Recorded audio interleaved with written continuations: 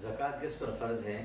ہر وہ شخص جو مسلمان ہے، عاقل ہے، بالغ ہے اور صاحب نصاب ہے، اور اس کے پاس جو نصاب کا مال ہے، پیسہ ہے، نقد یا سونا یا چاندی یا تجارت کا سامان یا ان تینوں چیزوں کو ملا کر جو نصاب بنتا ہے، اس نصاب پر سال گزر جائے تو اس آدمی پر زکوٰۃ فرض ہے۔ کس چیز پر زکوٰۃ فرض ہوتی ہے؟ سونے پر، چاندی پر، نقد مال ہو، مال تجارت ہو، ان پر زکوٰۃ فرض ہے۔ یہاں ایک چھوٹی سی غلطی ہم کرتے ہیں، ناسمجھی میں ہوتی ہے۔ ہم یہ سمجھتے ہیں کہ جس کے پاس سونا ہے 7.5 تولے سے کم ہے تو اس پر زکوٰۃ نہیں ہے۔ عموماً خواتین کے پاس 5-6 تولے پڑا رہتا ہے، زکوٰۃ نہیں دیتی۔ ایسا نہیں ہے۔ سونا اس دور کے اندر سونے کے اس جنس کا اعتبار نہیں، اس کی قیمت کا اعتبار کیا جائے۔ یہ اس صورت میں ہوتا ہے سونے کا اعتبار کہ صرف سونا ہو، صرف سونا، کچھ بھی نہ ہو کسی کے پاس، 1000، 500، 200، 400 روپے بھی نہ ہو، کچھ بھی نہ ہو، صرف سونا ہو، یہ اس کے لیے ہوتا ہے۔ لیکن آج کے اعتبار میں، زمانے میں، آج کے دور میں ہر آدمی کے پاس کچھ نہ کوئی پیسے ضرور ہوتے ہیں۔ اب چاہے سونا جتنا بھی ہے اس کی بھی قیمت لگائیں گے، جتنے اس کے بعد نقد موجود ہے وہ بھی اس میں شامل کریں گے، اگر تھوڑی بہت کہیں چاندی پڑی ہوئی ہے اس کی بھی قیمت لگا کر شامل کریں گے، اور پھر 52.5 تولے چاندی کا جو اس وقت نصاب کی جو قیمت ہوگی، اتنی مقدار میں اتنی رقم اگر بن گئی تو زکوٰۃ فرض ہو جائے گی۔ چھوٹے بچوں کو ملنے والے تحائف پر زکوٰۃ کون دے گا؟ چھوٹے بچوں کو، چونکہ جب بچے نابالغ ہوتے ہیں، ان کو جتنے بھی تحفے وغیرہ ملتے ہیں، چاہے وہ سونے کی شکل میں ہوں، چاہے کسی اور شکل میں ہوں، نقد کی شکل میں ہوں، اگر وہ ان کی ملکیت ہے، بچوں کی ملکیت ہے، ظاہر ہے بڑوں نے نہیں لی ان سے، تو ان پر زکوٰۃ نہیں ہے۔ اسی طرح بعض خواتین اپنا سونا بچیوں کے نام کر دیتی ہیں۔ اگر وہ بچیاں نابالغ ہیں اور سونا ان کی ملکیت میں دے دیا گیا ہے، ان کا اب یہ خود استعمال نہیں کر سکتی، یعنی انہوں نے اپنی ملکیت بالکل ختم کر دی ہے، ان کی ملکیت، تو ان پر نابالغ ہونے کی وجہ سے زکوٰۃ نہیں آئے۔ لیکن اگر خواتین نے صرف بچیوں کے نام کر کے سونا رکھا ہوا ہے تو ایسی، اور خود بھی استعمال کرتی ہیں، صرف نام کیا ہوا ہے کہ بس بعد میں دے دوں گی، تو ایسی صورت میں وہ سونا بچیوں کی ملکیت نہیں کہلائے، وہ اس والدہ کی ملکیت ہوگی اور اس پر زکوٰۃ فرض ہوگی۔ عورت کے پاس اگر زیور ہے تو اس کی زکوٰۃ کیسے دے گی؟ زیور جس کی ملکیت ہے زکوٰۃ اس پر فرض ہے۔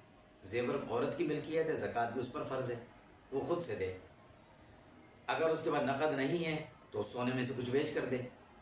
ہاں، اگر اس کی طرف سے اس کے شوہر یا بھائی یا والد یا بیٹا ان کی طرف سے زکوٰۃ ادا کرنا چاہے تو پھر ان کو بتانا پڑے گا کہ بھئی آپ پر جو زکوٰۃ فرض ہوتی ہے وہ میں آپ کی طرف سے ادا کر رہا ہوں، یہ میں نے دے دی، ان کی اجازت سے کریں، ویسے نہیں کر سکتے۔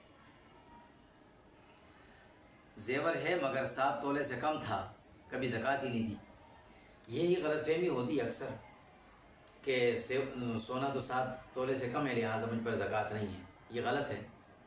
آج کے دور میں اب یہ ذہن میں رکھیں، جتنا بھی سونا ہو اس کی مارکیٹ ویلیو اس وقت کیا ہے، قیمت فروخت، وہ لیں، پھر آپ کے پاس جیب میں یا گھر میں جو 100، 50، 200، 250، 1000 جتنے بھی پڑے ہوئے وہ اس میں شامل کریں اور پھر اس کی قیمت کی زکوٰۃ دیں۔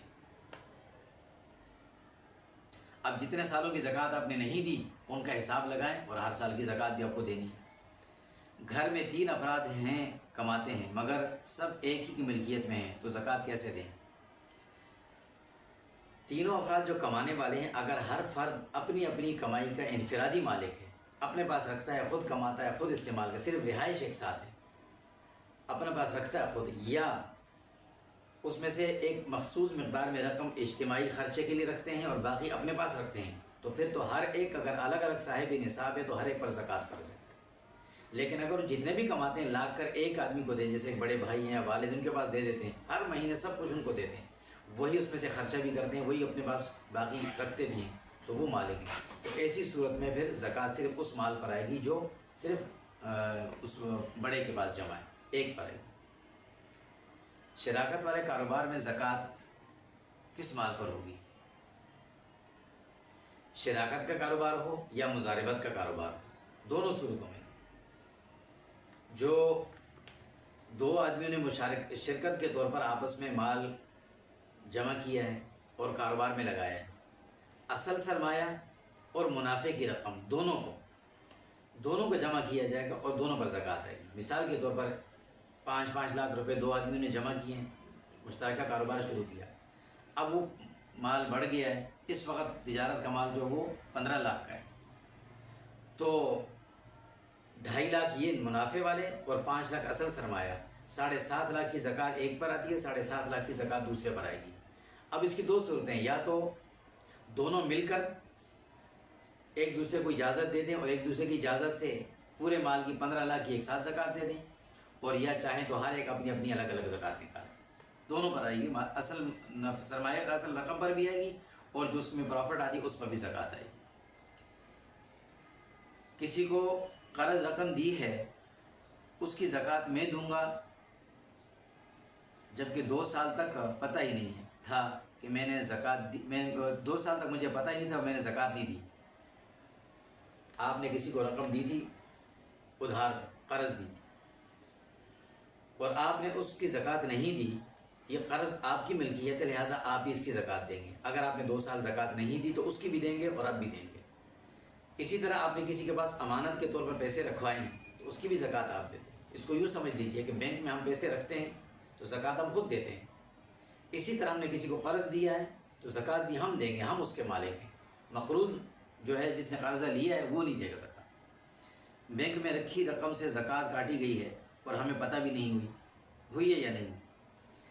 بینک میں بہتر صورت تو یہ ہے کہ بینک میں آپ پہلے سے فارم فل کر کے دے دیں کہ بھئی اپنی زکوٰۃ میں خود دوں گا، لیکن اگر انہوں نے زکوٰۃ کاٹ دی ہے، آپ کو پتہ ہی نہیں ہے اور آپ کو بعد میں پتہ چلا ہے تو زکوٰۃ ادا نہیں ہوگی۔ ہاں، اگر آپ نے نیت کر لی تھی اور پھر انہوں نے کاٹی، پھر تو ٹھیک، پھر ادا ہو جائے گی، اس لیے کہ زکوٰۃ کو دیتے وقت نیت کرنا شرط ہے، اور آپ کو پتہ ہی نہیں ہے آپ کی زکوٰۃ کٹی ہے تو پھر آپ کی زکوٰۃ ادا نہیں ہوگی۔